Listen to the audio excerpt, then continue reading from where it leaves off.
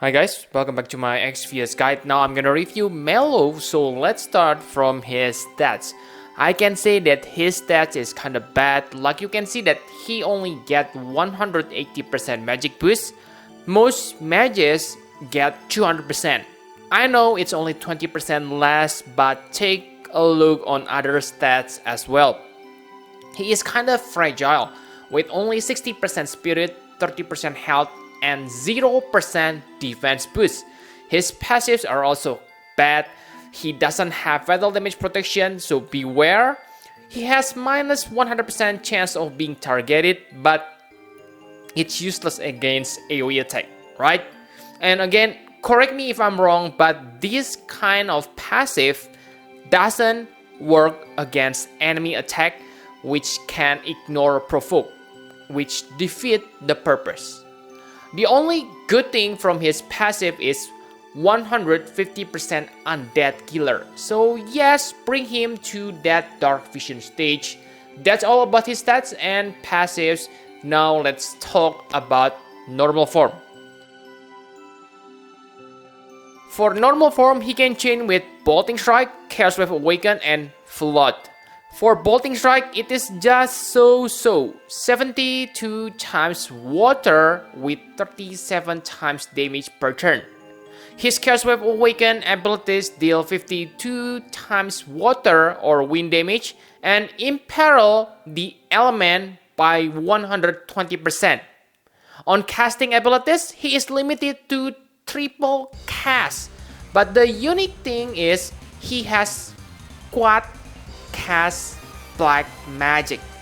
You need to use bubble mark to unlock it. You also get 15% wind and water damage boost and 250% magic. The reason why he get this quad black magic is because Gumi has updated the black magics. Now Ga level black magic can be chained with Chaos Wave Awaken. For Ja level, they become finisher. For Melo, his passives increase damage for Water Ga and Aero Ga, so it deals 65 times damage. I believe you are agree with me, right? It's below average. The most damage in magic he has is Water Ja, which deal 90 times per cast. So with quad black magic, he can deal 360 times damage per turn, which is nice, okay? One thing I want to complain is, sure, he still has quad cast, but the point here is you need to use his abilities to imperil the enemy. That means if you dispel the enemy, let's say you need to dispel the buff, then you cannot combine your imperil with offensive move on the same turn. You need to use triple cast abilities, and on the next turn you finally able to use your quad black magic. It is not a problem if you don't need to dispel or anything. The good thing about his strongest attack being a black magic is if you have Irine's Ring, Irine's Ring gives you permanent quad black magic, so you don't need to do any setup. Quad black magic right from the first turn. So make sure you get it as soon as possible if you have Melo. But still, to get imperil, you need to use your abilities or have other characters to imperil for him. For limit burst, it deals 24 hits. Maybe it is chainable with Chaos Wave Awaken, I don't know, okay? But I don't think you want to use normal form limit burst, even if it is chainable with Chaos Wave Awaken, because he doesn't have any limit burst damage boost on normal form. His Brave Shift limit burst is better. Now let's take a look on his Brave Shift form.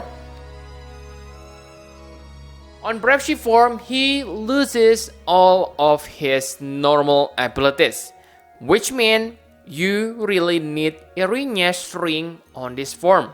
Unless you want to go back to normal form, simply to activate your quad black magic. Remember that you also don't have Imperil on this Brave Shift form. The damage of his black magics are still the same as the normal form. The special thing about this form is his limit burst.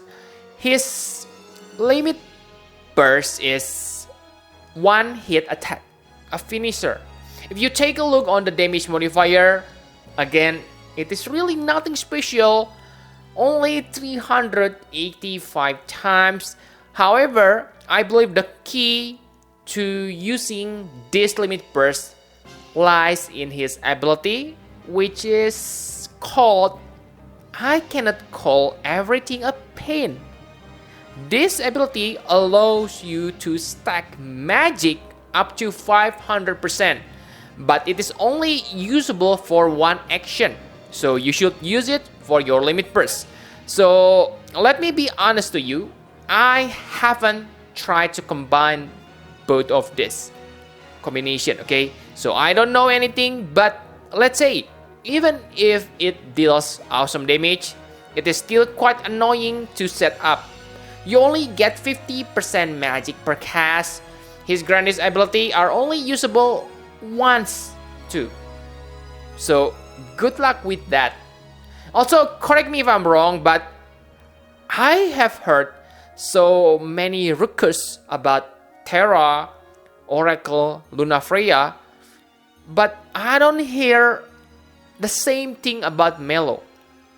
So in my understanding, Melo is inferior compared to upcoming Oracle Lunafreya, right?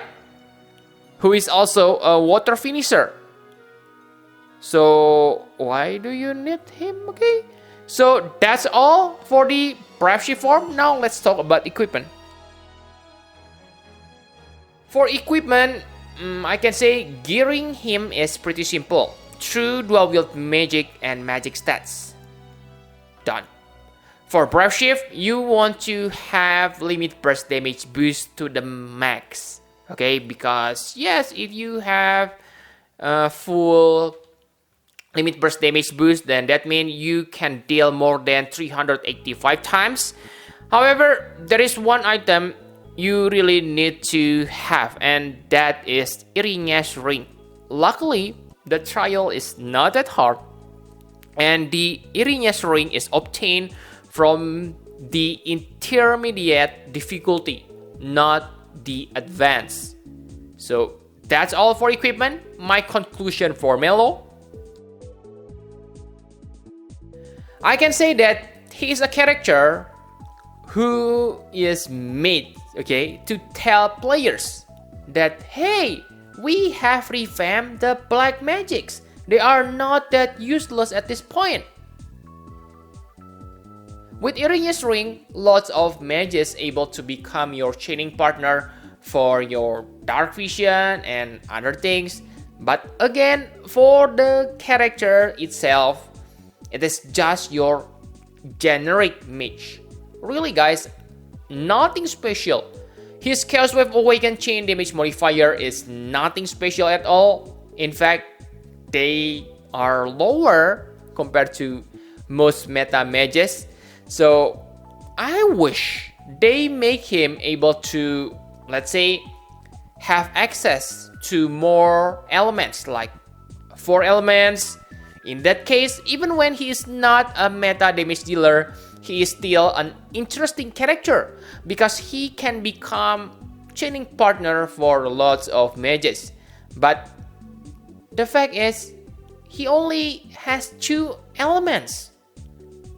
So, I don't think so, guys. His Brave Shield Limit Burst seems to have potential because of that magic stacking ability. But again, that's kind of long. Remember, you get 50% per cast. He can max to 500%, so you need to cast the ability 10 times. So 10 times, that means 3 turns without doing anything. So, wow. Okay, maybe the burst damage will be good. I don't say the damage will be bad, okay? Maybe it's insane damage after you stack the magic using your limit burst. But yes, For average damage, I don't think it is that great. Okay, maybe this is useful for dark vision to reach that cap, but yes, just figure it out by yourself. Okay, like I said, I haven't tested him, and the main selling point in my opinion is his Trust Master Reward. It is like best in slot ability for any mage on the game. Okay, because like you know that on today they always rely on limit burst damage. So I can say you really cannot go wrong with this Trust Master Reward. For STMR, it is also pretty good. It is like an upgrade from Sakura of the Delta Star STMR for having higher limit burst damage boost. But again, Sakura Delta Star STMR gives you 50% magic, which can save you in quote one ability slot and replace that with higher limit burst damage boost. So that's why I say on par, not better. Okay, for vision card, I can say it is not that interesting. There are other magic boost vision cards and I think they are better. For example, Soul Neo Vision cards gives you up to 130% magic boost. This card only 80%? Sure, I know the card increase your water damage by 15%. Really nice, I agree. But most characters who use water already have built-in water damage on themselves, okay, like himself. And for other characters who don't use water attack, that means it is wasted. So I prefer higher magic boost because it is more usable by more mages. And remember, you can compensate water boost with killer. Because you have high magic boost from your vision card, I think you have spare ability slot. So I think that's all you need to know about Melo. Thank you very much for watching. Please hit the like button and subscribe to my channel for more Final Fantasy Private Views guide. Bye bye guys.